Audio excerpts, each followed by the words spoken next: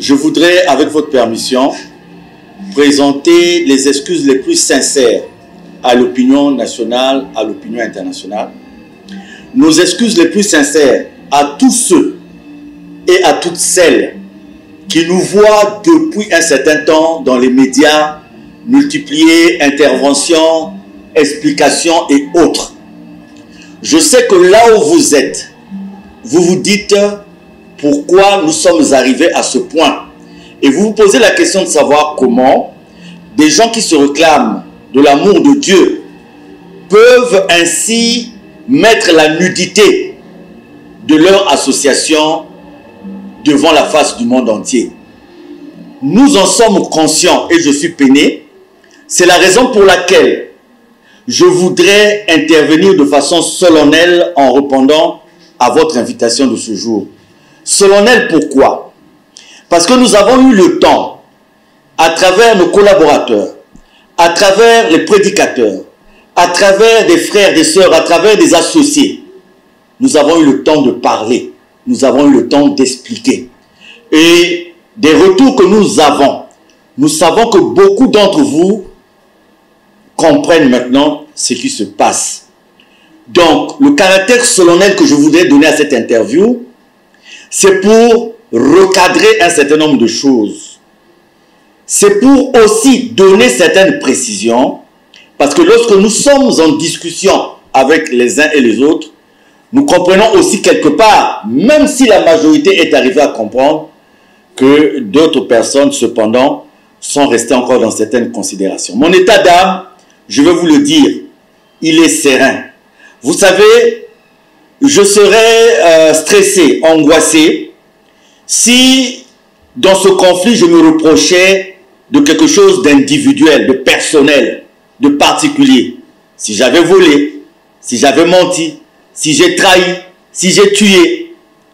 Mais dès lors que je reste convaincu, de par ma conscience et de par ma foi, que ce que nous subissons aujourd'hui, c'est parce que nous défendons une cause, nous défendons une mission. Laquelle? Je vais arriver, merci beaucoup.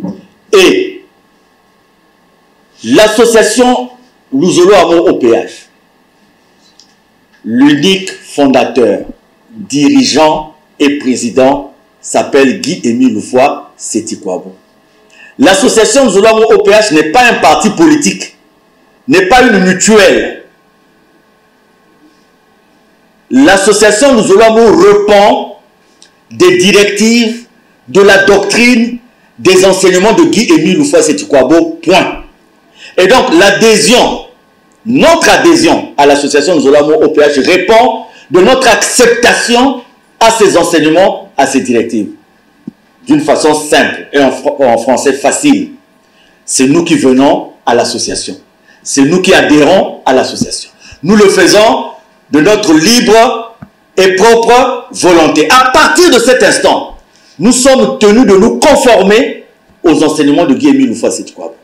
Si vous nous voyez devant vous, en train de défendre un certain nombre de choses, c'est parce que nous avons reçu de lui, pas individuellement, pas à titre personnel avant tout, même si à titre personnel, il y a aussi d'autres missions. Mais vous avez dans notre association, ceux qui viennent nous assister, ceux qui sont dans notre association savent qu'il y a ce que nous appelons le texte d'engagement, que nous signons. Et c'est notre acceptation de répondre à la volonté unique de Guy-Émile Loufoy Setikwabo. Donc, c'est par rapport à ça. Donc, mon état d'âme, si je me posais des questions sur un acte personnel que j'ai commis, et pour lesquels les retombées, je dois les subir, pour lesquelles les conséquences, je dois les subir, je dirais que je suis stressé, que je dois chercher à réparer. Mais là, quand je rentre dans ce cadre-là, de la mission de Guy-Émile Loufoy Setikwabo, je peux vous dire aisément que mon état d'âme est serein. Monsieur le journaliste, il est d'autant plus serein que vous vous rendez compte, et nous en avons fait la démonstration, et je vais faire peut-être le récapitulatif tout à l'heure.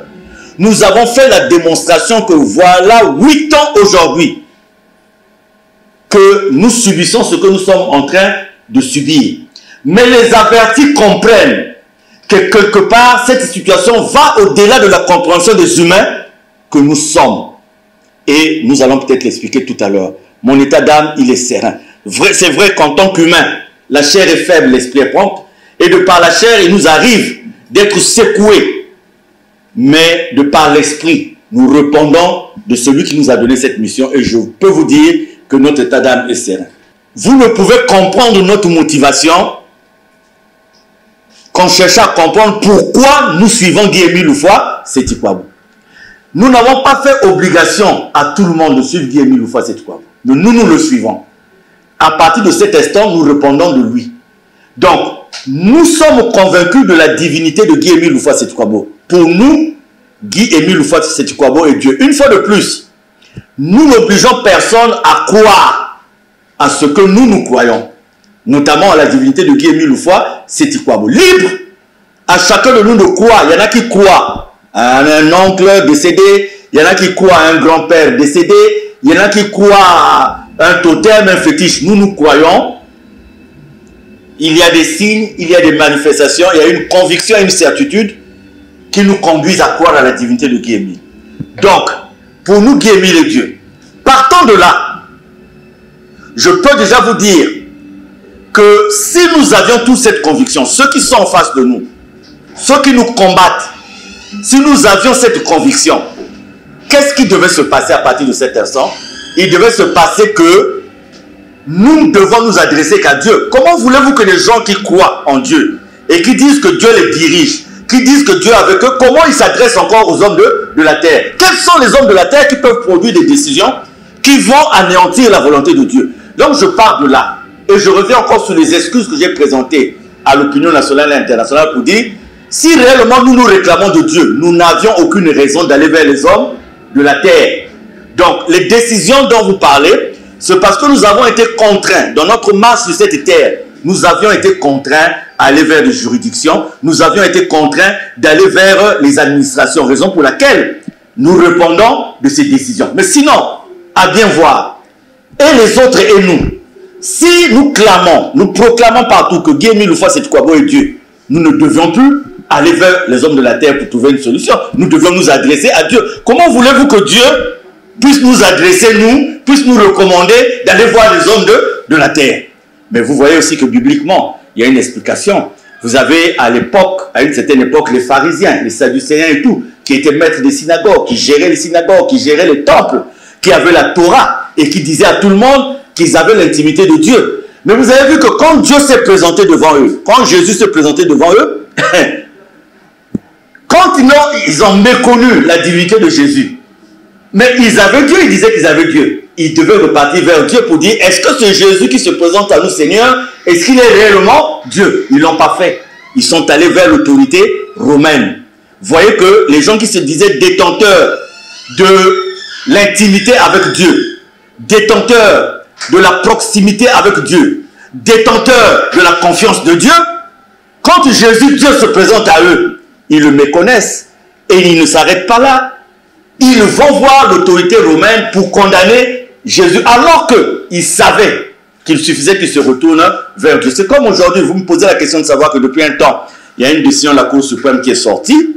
Je vais arriver sur cette décision, mais je voulais d'abord essayer de recadrer les choses pour dire que normalement, nous n'étions pas obligés pour les choses de Dieu, pour les affaires de Dieu, pour l'association de Dieu, d'aller solliciter des solutions auprès des hommes de la terre. Quand l'homme qui se réclame de Dieu, entre guillemets, va maintenant solliciter les hommes de la terre pour une certaine solution, ça veut dire qu'à partir de ce moment, soit il doute de la présence de Dieu, soit ce Dieu n'est pas Dieu, soit alors lui, il n'est plus en intimité avec ce Dieu. Parce que si nous avons Dieu, nous n'avons rien à chercher auprès des hommes de la terre. Et regardez le ridicule aujourd'hui. Quand nous allons dans les juridictions, nous allons dans les tribunaux, c'est le ridicule. Et quelque part, nous disons encore que Guy-Émile Loufoua Seti-Kouabou est Dieu. Nous proclamons, nous le disons, il est Dieu. Nous disons que nous le défendons. Et pendant ce temps, nous cherchons à le ridiculiser devant la face des humains. Donc, pour revenir de façon concrète, concise et claire à votre question, je voudrais faire une petite genèse. Vous savez, Guy-Émile Loufoua Seti-Kouabou est le président fondateur de l'association Nous Allons Amour OPH. Et il a émis des enseignements, des directives, Et dans le cadre de sa mission, il a parlé de l'éternité de sa mission. Et il a parlé aussi de l'éternité de la direction de son association par lui-même. Raison pour laquelle depuis 2004, Guy Émile, je voudrais que vous compreniez ça, parce que vous savez, il y a des gens qui disent, voilà, ils se battent, c'est un truc de leadership, ils veulent commander et tout ça. Non, je voudrais que vous compreniez ça. C'est pour ça aujourd'hui, j'ai dit, je parlerai de façon solennelle. Alors, donc, Guy Émile à la plénitude de la gestion de son association. Il y a deux choses à retenir dans la communication avec Guy Émile Houphouët-Sétikwabo, dans l'acceptation de Guy Émile Houphouët-Sétikwabo. Il y a un côté physique, Guy Émile homme, et il y a un côté divinité, Guy Émile Dieu. Je dis que ça, c'est notre acceptation en nous. Ceux qui n'acceptent pas ce que nous acceptons, vous n'êtes pas libre d'accepter. Il y a des gens qui croient au crapaud. Ils ont un crapaud séché qui est sous leur lit. Ils croient au crapaud. C'est leur problème. Il y en a qui croient à une marmite. Avant de se lever, la marmite est sous le lit. C'est leur problème. Nous, nous croyons en Guy Émile Houphouët-Sétikwabo. Donc, en Guy Émile, il y a Guy Émile homme et il y a Guy Émile Dieu.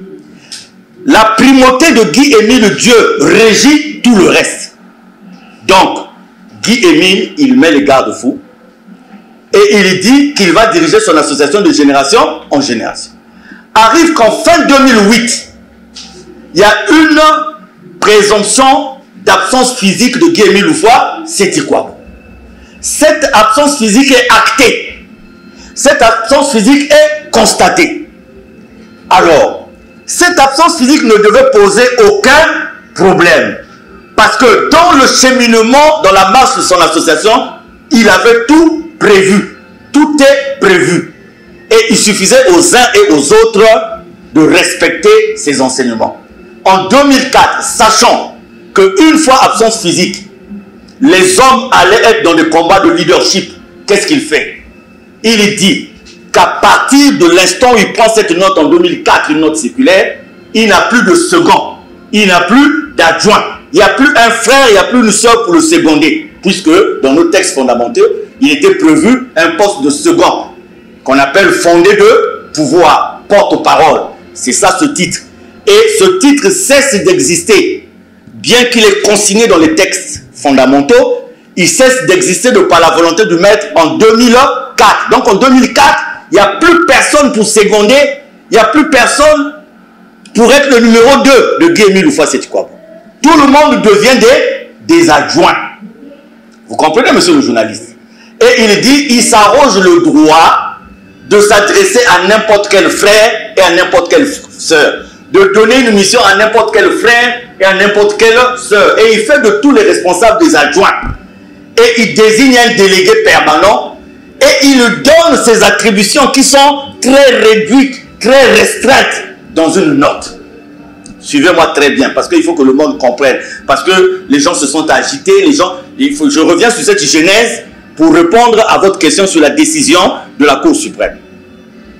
Et la modeste personne qui vous parle, dès 2006, je reçois des missions de Papa Émile de façon claire sur support. Et pendant que Guy Émile Houphouët-Sétikwabo s'adresse encore à nous, pendant qu'il n'y a pas l'absence physique, tout le monde obéit aux directives que le maître me donne. Et d'autres personnes aussi ont reçu des directives.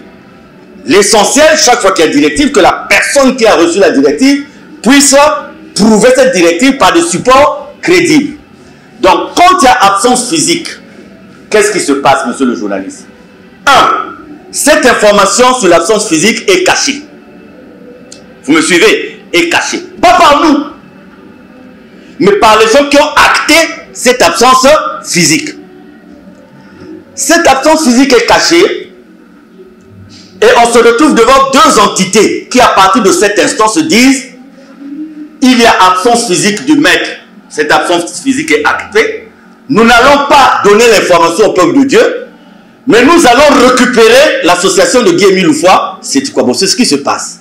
Je vous ai parlé des textes fondamentaux, je vous ai parlé des garde-fous que le maître met en place. Il dit pas de second, pas d'adjoint. Mais encore un autre garde-fou, en 2001, il fait un testament dans lequel il dit qu'aucun membre de sa famille biologique, c'est-à-dire, j'en arrive, aucun membre de sa famille biologique ne peut s'ingérer dans la gestion matérielle, financière, administrative, spirituelle de l'association. Cela veut dire quoi? Je réponds à votre question de pourquoi. Que dans l'association Luzolo Amour OPH, Guy Émile n'a pas établi de notion d'héritage ou de notion de succession, à la différence de Kimbakis, où les enfants succèdent aux petits-enfants, ainsi de suite. Dans l'association Luzolo Amour OPH de Guy Émile Oufouas-Sétikwabo, il n'y a pas de notion d'héritage, il n'y a pas de notion de succession. Donc, il n'y a pas un second, il n'y a pas un successeur, il n'y a pas un héritier.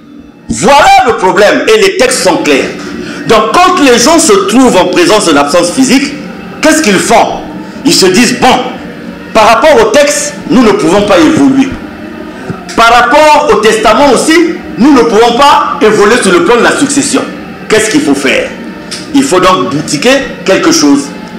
Et à partir de fin 2008, on assiste maintenant à une édulcoration, c'est-à-dire on commence à changer les enseignements de Guy Émile Oufouas-Sétikwabo pour arriver à mettre en place des choses qui vont faciliter les deux entités qui veulent récupérer l'association à récupérer l'association. La première entité, c'est la famille biologique, qui n'a jamais été dans l'esprit de la divinité de Guy Émile Oufouas-Sétikwabo, mais qui pour elle, l'association c'est des biens. L'association c'est une source de revenus. Donc, Guy Émile Oufouas-Sétikwabo physiquement absent, il faut s'accaparer de l'association pour jouir des biens. La deuxième entité, et ça je veux le dire, c'est sur un plan mystique. J'en ai les preuves et j'en ai le support. C'est-à-dire que la présence de Guy Émile Oufouas-Sétikwabo dérange sur un plan spirituel et sur un plan mystique. Je ne vais pas rentrer dans les détails. Donc, les deux entités font cause commune.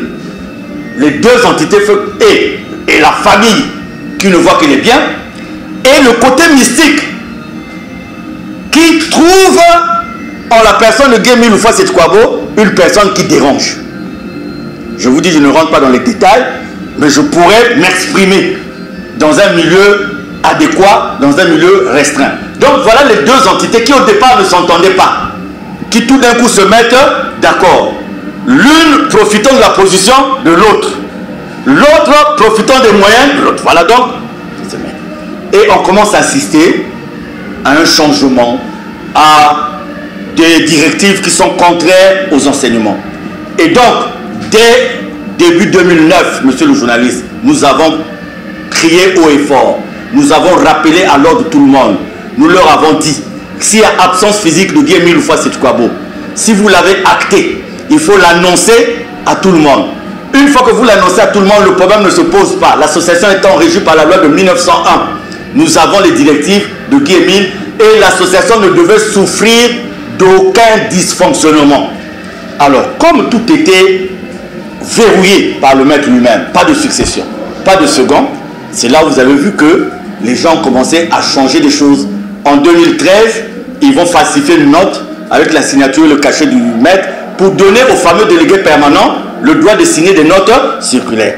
Donc, le délégué permanent dont on parle, s'il avait tous les droits, monsieur le journaliste, dans un premier temps, le maître, avant son absence physique, devait inclure sa fonction dans les textes fondamentaux. Sa fonction n'existe ni dans les règlements intérieurs ni dans les statuts.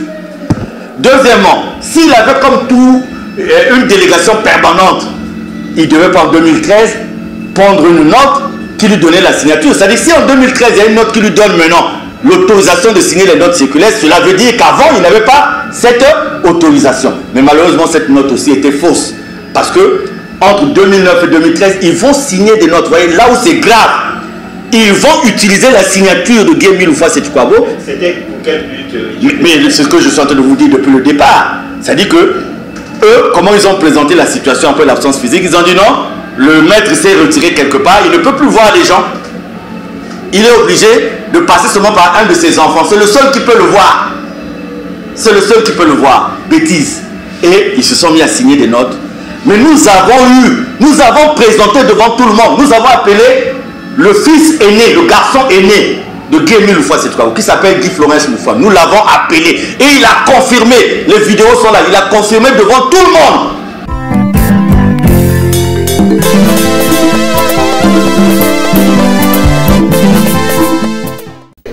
les cachets de papa sont avec Guy. Les cachets, tout ça. Quand la note là est signée, mon premier réflexe c'était quoi? Mon premier réflexe c'était de comparer les signatures. Parce que là j'étais convaincu que c'est pas lui qui avait signé. Et c'était pas le sceau normal. Donc j'ai comparé les deux sceaux et j'ai trouvé qu'il y a un autre cachet qui était fabriqué. Pendant ce temps, on fait quoi? On continue à signer? Non. Surtout que j'ai les cachets. C'est surtout la bonne précision. Là. Il y a peut-être les avocats ne croient pas à l'histoire du cachet. Est-ce que... C'est-à-dire que là nous sommes... C'est ce que vous allez dans... Voilà même certaines dernières volontés de papa. C'est pas ça, les cachets sont... Voilà quoi j'avais dit, eux qu'ils amènent leur cachet. Et on verra. C'est ça, c'est à ça qu'il faut arriver. Le cachet de la note de 2013. Effectivement, eux ils ont les mêmes cachets de papa. Papa me les envoie en 2006. Et j'ai expliqué pourquoi. Parce que j'avais dit qu'il avait un problème de vue. Et pourquoi ils sont bloqués aujourd'hui là pour membres confirmés? Ça y est là. C'est pas ça, nos cartes de membres confirmés. Puisqu'ils n'ont pas ça, ils font quoi? Il faut me foudroyer. Il faut me foudroyer que je meurs et qu'ils continuent à bouffer les 200 015. Qu'est-ce que vous ne comprenez pas? Mais dans les enquêtes, il y a qui a signé la note de 2013? C'est pas moi. Je dis bien c'est pas moi parce que avec eux c'était fini en février 2013. Moi je quitte la côte, la commission technique en février.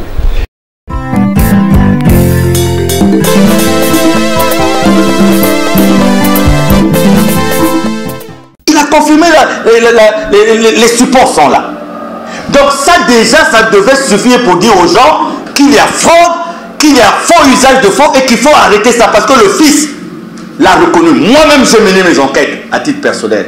J'ai mené mes enquêtes et je leur ai dit arrêtez de signer les notes, d'utiliser la signature de papa, arrêtez d'utiliser le cachet de papa.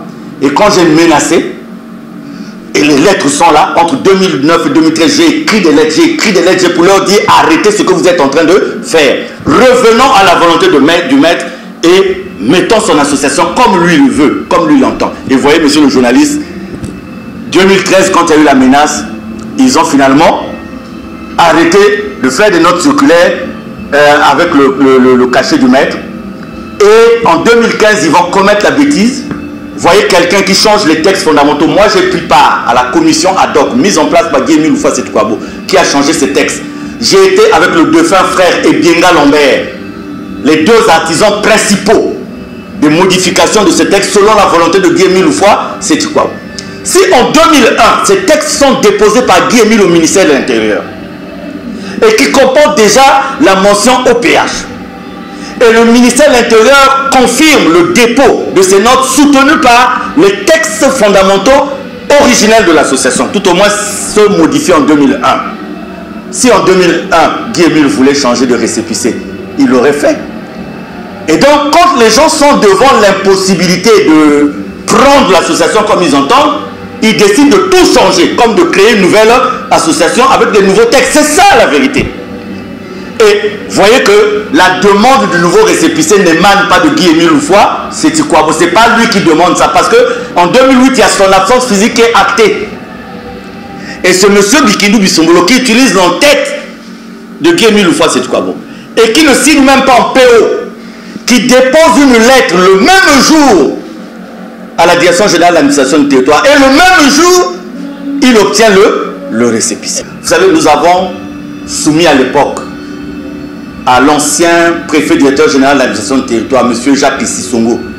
Nous lui avons dit, monsieur le DGAT, quand nous avons appris cette histoire de récépissé, nous avons commis un auxiliaire de justice, et en particulier un huissier de justice que nous avons envoyé dans vos services. Et il est venu, il a rencontré un procès verbal, monsieur le journaliste, de maître Patrick Mavungu. Nous lui avons dit, va à la DGAT, va constater dans quelles conditions ce récépissé a été obtenu. Et le procès verbal est là.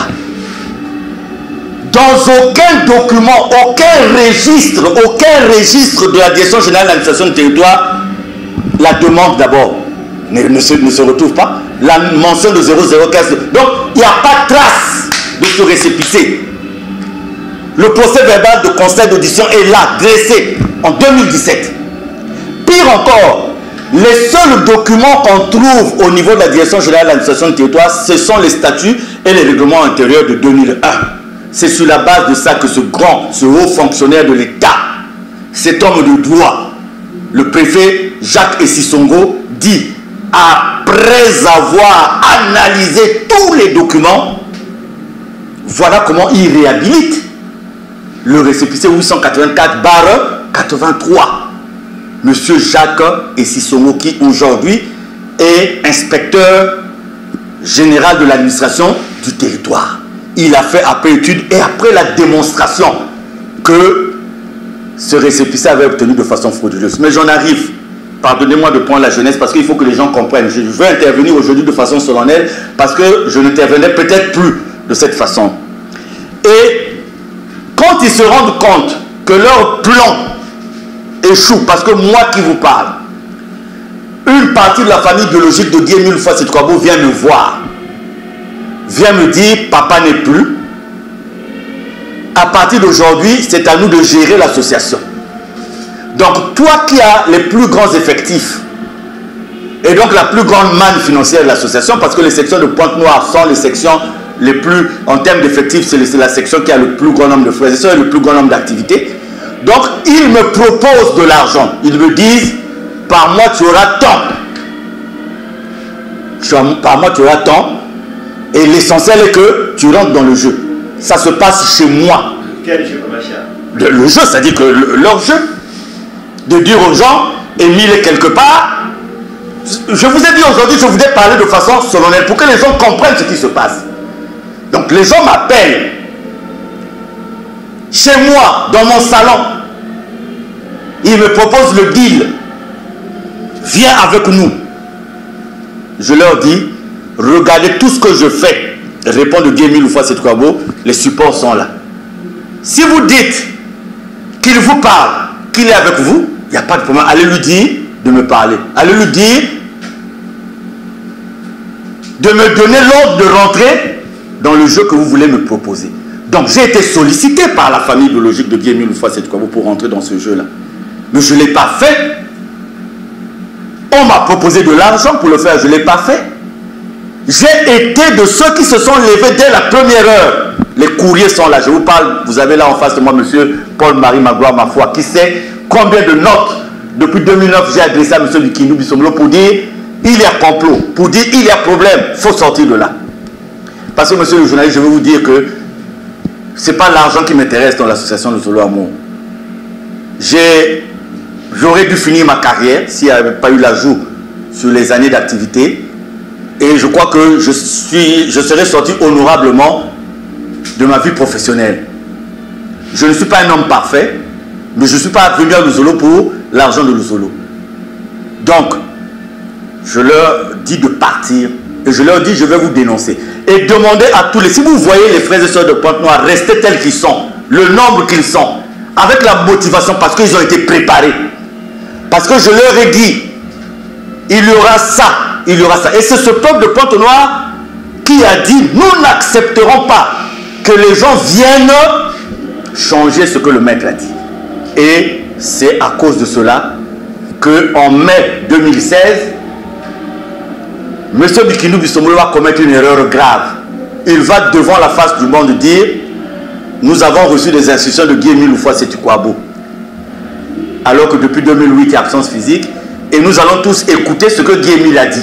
Et on va lire une note qui m'exclut définitivement sur la terre et dans le ciel.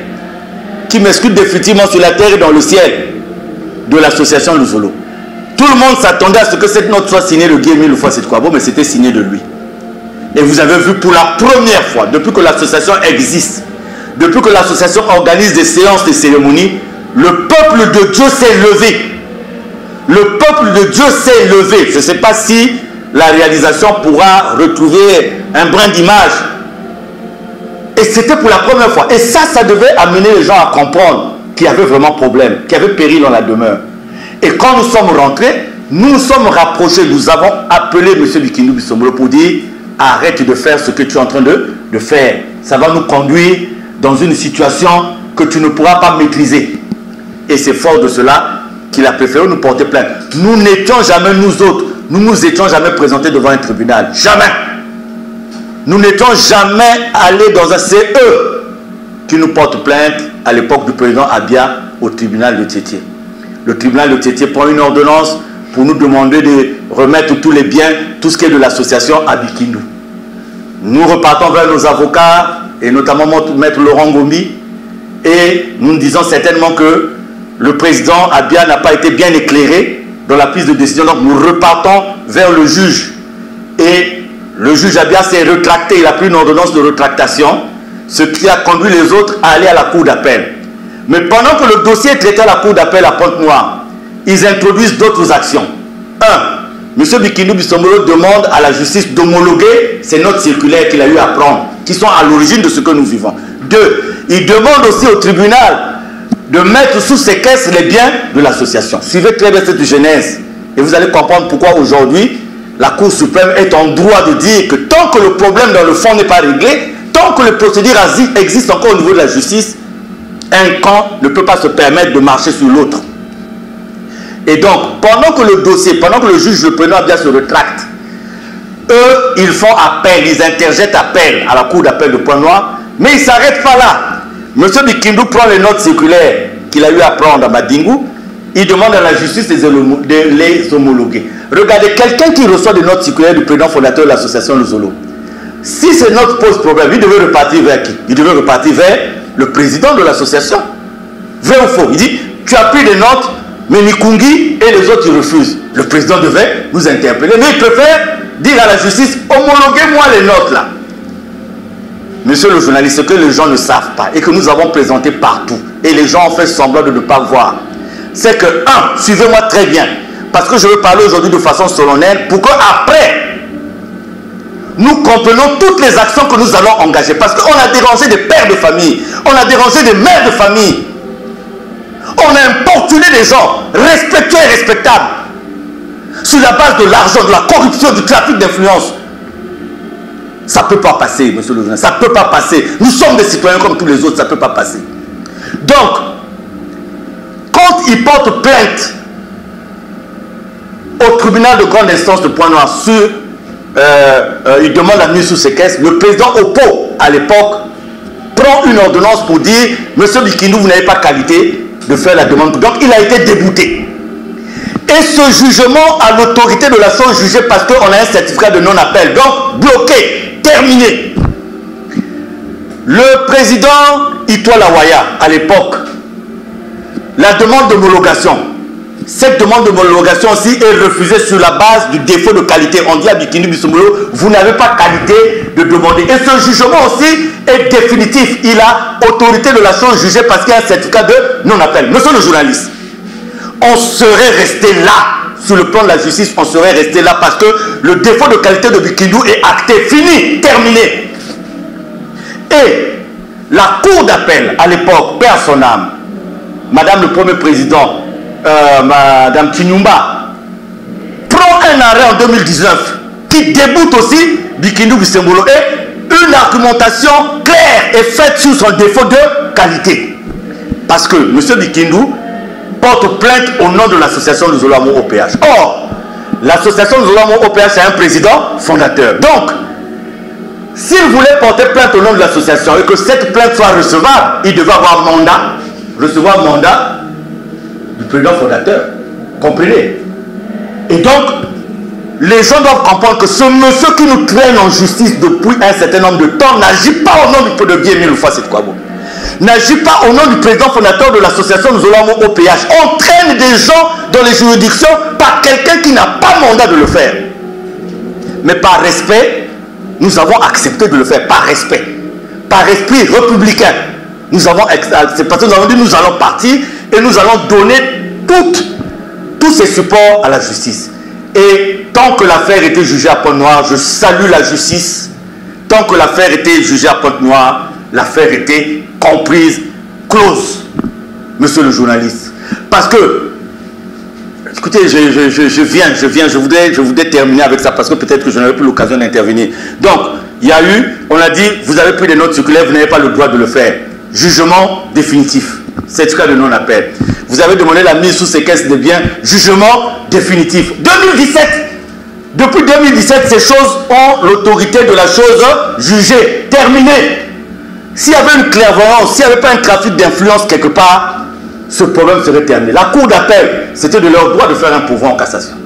Ce quand le dossier va maintenant à Brazzaville. Ah. C'est là où même des magistrats de Pointe-Noire se sont posé la question de savoir mais qu'est-ce qui se passe. C'est là où nous vivons ce que nous vivons. Il n'y a pas une seule procédure judiciaire dans cette affaire, monsieur le journaliste. Il y en a 32. Il y a 32 procédures judiciaires liées à la même situation. 32. Donc, il y a eu... Les procédures ont été tout d'un coup déportées à Brazzaville. Par exemple, sur la procédure administrative, ce n'est pas nous qui portons plainte contre la partie adverse. C'est la partie adverse qui porte plainte contre l'État. C'est-à-dire quand monsieur le DGAT réhabilite, vous comprenez ça très bien, quand monsieur le DGAT réhabilite le 884/83, eux ils portent plainte contre l'État. C'était pas contre nous, contre l'État. Donc ils reconnaissent qu'à partir de cet instant, leur récépissé n'avait aucune validité parce que vous ne pouvez pas porter plainte si vous n'êtes pas convaincu que l'État a mis votre récépissé dans la condition de nul et non effet. Donc ils portent plainte au tribunal administratif. Les magistrats sont là. Nous autres, peut-être, nous n'avons pas fait beaucoup de droit. Mais tout le monde avait compris à l'époque que le tribunal administratif de Bakongo n'était pas compétent pour juger cette affaire au détriment de la chambre administrative de la Cour suprême. Ça a été démontré. La démonstration a été faite de façon magistrale. Mais qu'à cela ne tienne, nous sommes arrivés dans cette procédure en intervention volontaire. Donc nous sommes intervenus volontairement. Et de ce que je sais, l'État n'était pas arrivé au bout de cette procédure et la décision a été rendue contre nous qui étions intervenus volontairement. La décision a été rendue contre nous, mais la décision a fait le chemin de tous les recours. Et au moment où je vous parle, la semaine passée, il y a eu une audience, l'affaire administrative du récépissé est jugée dans le fond. La semaine passée, elle est passée au niveau de Brazzaville, la cour d'appel, pour les conclusions, nos conclusions, et elle a été renvoyée pour les conclusions de la partie adverse. Donc, l'affaire est audiencée, l'affaire est en cours. L'exécution provisoire, les recours aussi ont été, puisque la décision de la cour d'appel était assortie d'une exécution provisoire, nous avons fait, l'audition du tribunal administratif de Bakongo était assortie d'une exécution provisoire, nous avons fait tous les recours nécessaires. Donc, l'affaire est pendante devant le tribunal. Et même dans le cas de l'exécution provisoire, moi j'ai lu entre-temps qu'il avait été reprécisé aux magistrats dans quel cadre il fallait exiger une exécution provisoire. Elle était assortie d'un certain nombre de conditions. Et comme vous voyez même dans le fond, ces conditions-là ne correspondent pas à ce qui a été pris dans notre cas. Mais qu'à cela ne tienne, nous avons fait appel, nous avons fait tous les recours. Donc l'affaire est pendante. Donc j'en arrive, c'est-à-dire que je ne vais pas parler des autres procédures parce que la procédure pour m'enlever la qualité de membre, il y a 32 procédures mon cher ami, 32 dans le même pays, pour une même situation, 32. C'est comme un match de ping-pong, on va essayer là, si ça ne marche pas, ça va peut-être rentrer par là-bas. Et donc, la Cour suprême, en statuant sur l'arrêt de la Cour d'appel de Brazzaville sur les biens, a eu à prendre une décision à travers le procureur général pour dire que tant que les deux tendances étaient encore au niveau de la justice, il fallait garder le statu quo, le temps que la justice épuise. Et cette décision a été notifiée à toutes les parties et partout. Curieusement, nous avons eu de monsieur le directeur général de l'inspection du territoire une lettre à la demande de Maître Lundi, donc il répond à Maître Lundi pour lui dire que comme d'après ses recherches sur le plan juridique tout est bouclé, voilà, il prononce que désormais les accusés de réception pris par son prédécesseur n'ont plus de validité, et voilà. Et aussi, la partie adverse devait se servir de ce document pour le matérialiser en termes juridiques. Tenez, nous avons eu la situation de la RTOPH, où nos matériels avaient été pris. Et cela avait conduit à une délibération du Conseil supérieur de la liberté de la communication qui avait demandé à ce que ce matériel soit restitué. Monsieur le journaliste, nous sommes allés pour mettre en exécution cette délibération. On nous a dit non, il fallait la traduire en acte de justice, donc prendre des réquisitions. Et on ne nous a jamais donné jusqu'à présent. Et ce matériel n'a jamais été restitué. Mais cette lettre qu'eux, ils ont eue, qui est adressée à un avocat, ils ont pris la lettre, ils ont fait le tour de toutes les mairies, de toutes les sous-préfectures. Et on a vécu des choses atroces, où les gens sont en train de prier, on est venu, on les a pris. Moi, je ne tiens pas à sortir un mot, mon statut ne me permet pas de sortir de ma réserve. Donc, je ne veux prendre que des mots qui ont été cités par des autorités. Je ne veux prendre que des mots qui... Donc, je reprends à mon profit des mots qui sont cités par des autorités pour ne pas dire que c'est cité par ma modeste personne. Parce que quelque part, je suis tenu quand même par le droit de réserve. Donc, vous voyez qu'ils ont instrumentalisé cette lettre. Qu'un huissier de justice, par rapport à je ne sais quel pouvoir territorial, qui s'est déplacé à Brazzaville, qui s'est déplacé à Sibiti. Et nous avons eu des autorités qui ont appelé nos responsables comme des malpropres, comme des petits bandits. Certains ont pris la peine de le mettre par écrit, d'autres sont allés simplement de façon orale pour leur dire à partir d'aujourd'hui, vous n'avez plus le droit d'évoluer. Arrêtez, c'est un plan verbal. Alors qu'il y a cette décision de la plus haute juridiction de notre pays qui fait foi. Et donc, quand ils ont compris qu'ils avaient cette limitation sur le plan juridique, ils sont repartis vers la Cour suprême pour demander des mesures d'application de cette lettre du DGAT qu'ils ont obtenue. Nous aussi, nous avons fait la même chose pour dire, monsieur le procureur, vous avez pris une décision, mais apparemment, il y a des gens qui ne la respectent pas.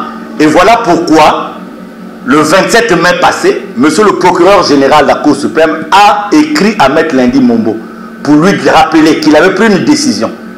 Et dans le cadre de cette décision, il rappelait que les deux franges concernées étaient encore au niveau de la justice.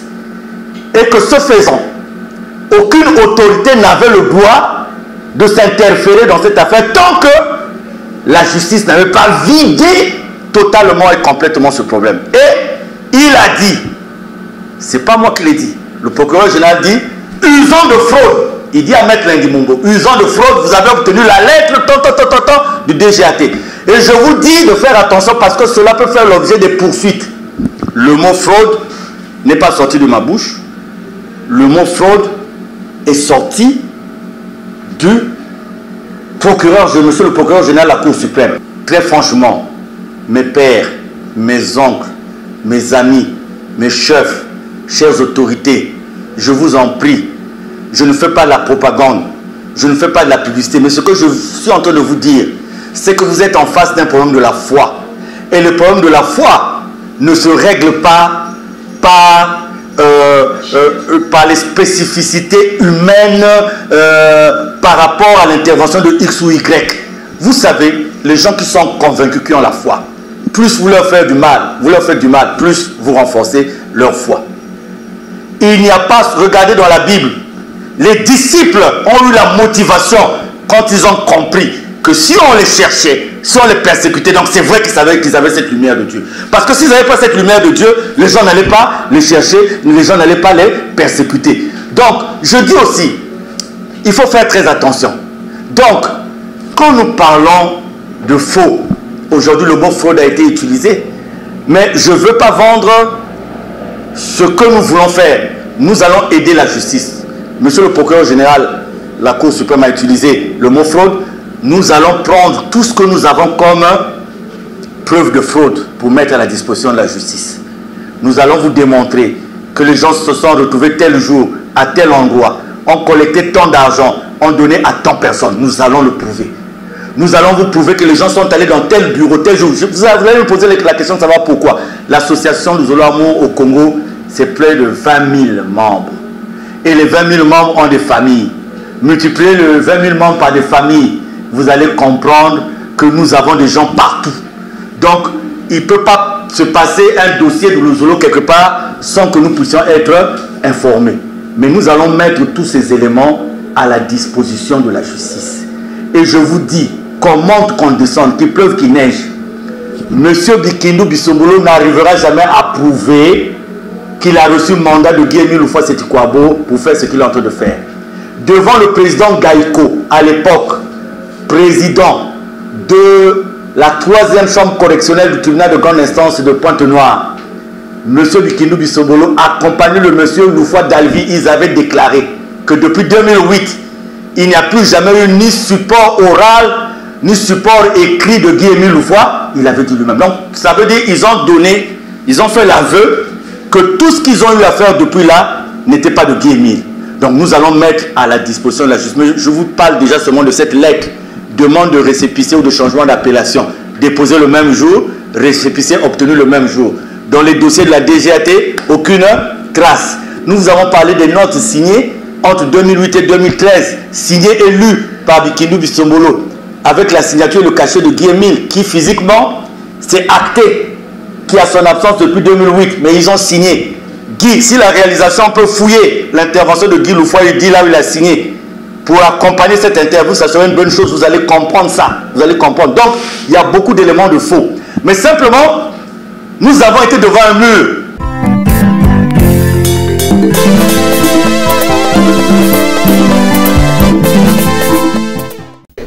Les cachets de papa sont avec Guy. Les cachets, tout ça. Quand la note là est signée, mon premier réflexe c'était quoi? Mon premier réflexe c'était de comparer les signatures. Puisque là j'étais convaincu que c'est pas lui qui avait signé.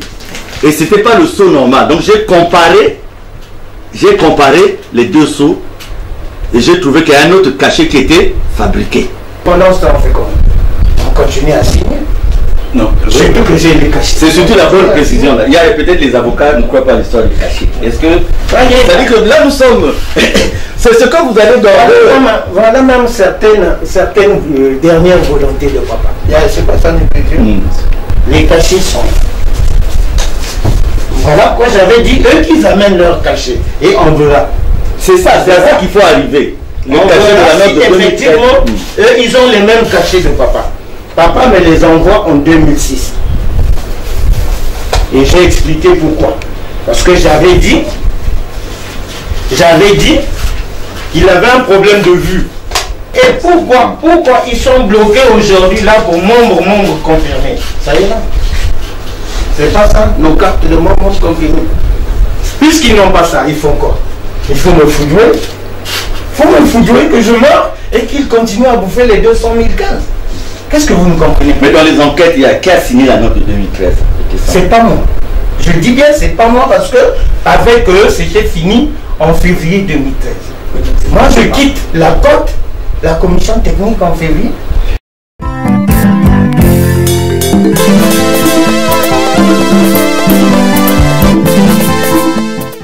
Peu importe ce que nous avions comme support, peu importe ce que nous avions comme document, peu importe ce que nous avons comme preuve, les gens n'ont pas voulu nous écouter. On nous a écoutés à Pointe-Noire. À l'époque, le tribunal dirigé par le président Itoile Awaya. À l'époque, le tribunal dirigé par le président Oppo. À l'époque, le tribunal dirigé par le juge Abia. À l'époque, le tribunal dirigé par Madame Chinumba. On nous avait compris, le dossier était terminé. Je dis, les certificats de non-appel sont là. On peut le présenter devant n'importe quel magistrat. L'affaire est close. L'affaire est close depuis. C'est encore des regrets. De regrets que nous ayons été obligés d'exposer la nudité de notre association devant tout le monde. Mais ce n'est pas nous qui l'avons souhaité. Nous n'avons jamais porté plainte les premiers. Nous avons été soumis à un certain nombre de pressions. Nous sommes allés. Regardez, monsieur le journaliste, ce que je vais demander aux uns et aux autres. Et je l'ai demandé dans un audio. Je l'ai demandé dans une vidéo. J'ai demandé un face-à-face avec M. Bikindu Bisombolo. J'ai demandé à M. Bikindu Bisombolo qu'on soit sur un plateau avec des journalistes qui peuvent même choisir lui-même. Il va me dire ces 4 vérités et je vais lui dire mes 4 vérités. Je vais dire à M. Bikindu Bisombolo que je ne suis pas successeur, je ne suis pas héritier, que je n'ai jamais revendiqué un poste. Monsieur le journaliste, j'ai une carrière professionnelle que qu'on a failli gaspiller à cause de cette affaire de Luzolo. On a failli gaspiller à cause de cette affaire de Luzolo. J'ai des enfants à élever parce que leur mère n'est plus là. Si je n'étais pas convaincu de la véracité de ce que je dis, de ce que je fais, je ne serais pas là. Quel intérêt j'ai? Luzolo ne me paye pas, je n'ai pas un salaire dans Luzolo. Au contraire, vous allez vous renseigner, La plupart du temps, nous sommes là à donner. Mais il y a cette connotation spirituelle de laquelle je réponds devant Guy-Émile Loufoua. C'est quoi? Bon, c'est celle qui nous conduit à ça. Sinon, je n'ai aucun intérêt, comme la famille biologique, à considérer Guy-Émile comme un bien. Il faut en gagner l'argent et tout. Donc, je réitère ce face-à-face. Pourquoi M. Bikindu Bisobolo, s'il a la vérité avec lui, pourquoi il fuit le face-à-face? Et je dis aussi à tous ceux qui nous suivent que ce n'est pas un mensonge. Nous avons vu Guy-Émile Loufoua Setkouabo dans la lune, dans le soleil. Ça, à Dakar, je l'ai prouvé par des images. Monsieur, s'il vous plaît, même si on n'aime pas Guy-Émile Loufoua Setkouabo, mais il y a des données qui font de lui un patrimoine que nous devons défendre. Vu dans la lune, vu dans le soleil, naît son nombril, ressusciter des gens qui sont morts, dont quelqu'un qui avait déjà le cerveau dehors. Quand nous parlons de la divinité de Guy-Émile Loufoua Setkouabo, ce n'est pas en vain. Regardez, on parle de son absence physique. On dit qu'il est mort, on dit qu'il serait mort. Mais regardez tous les jours. Les gens ne cessent d'entrer dans son association. Regardez la motivation, la résilience des frères et sœurs. Donc nous, c'est ça. Nous voulons parler de Guy-Émile Loufoua Setkouabo à travers le monde. Que nous avons vu quelqu'un, bien que homme de la terre, mais il y a des signes qui font de lui qu'il ne soit pas un homme de la terre. Voilà ce que nous voulons faire aujourd'hui et mettre des bases d'une véritable association de bienfaisance.